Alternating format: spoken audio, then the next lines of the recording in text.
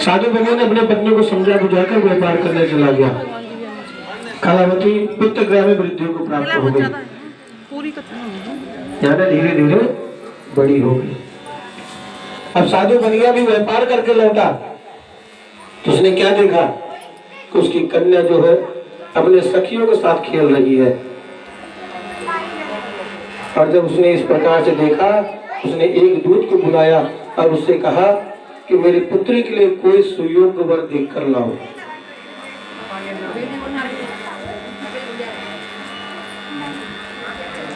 दूत साधु की आज्ञा पाकर कंचन नगर पहुंचा, खोज कर देखभाल कर वे इसकी लड़की के लिए एक सुयोग्य वाणी पुत्र को ले आया।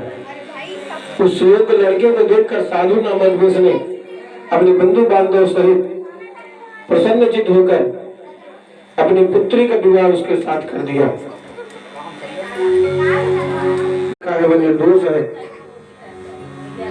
उन्हें प्रातः ही छोड़ दो, उनका सब धन जो तुमने ग्रहण किया लौटा दो, अन्यथा मैं तेरा धन, राज्य, पुत्र आदि सब नष्ट कर दूंगा। राजा से ऐसे वचन कहकर भगवान अंतर्ध्यान हो गए। प्रातः काल राजा चंद्रकेतु ने सभा में सबको अपना स्वप्न सुनाया और सैनिकों को आज्ञा दी कि दोनों वाणिक पुत्रों को कैद से मुक्त कर सभा में लाया जाए। दोनों ने आते ही राजा को प्रणाम किया।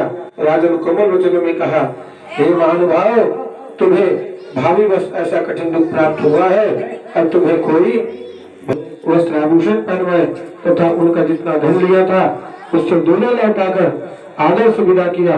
दोनों वेश्य अपने घर को चल दिए। बोले सत्यनारायण भगवान की।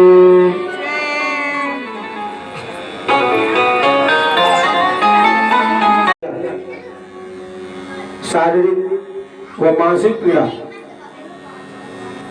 भूख प्यास से दुखित हो भोजन की चिंता में कलावती कन्या एक दिन एक ब्राह्मण के घर गई।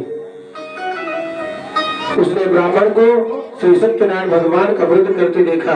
उसने कथा सुनी तथा प्रसाद ग्रहण कर रात को घर आई। माता ने कलावती से पूछा, हे पुत्री, तू अब तक कहाँ रही और तेरे मन में क्या है? कलावती बोली, हे माता, मैंने एक ब्राह्मण के घर श्री सत्यनारायण भगवान का व्रत होते देखा है। कन्या के वचन सुनकर लीलावती ने सत्यनारायण भगवान के पूजन की तैयारी की।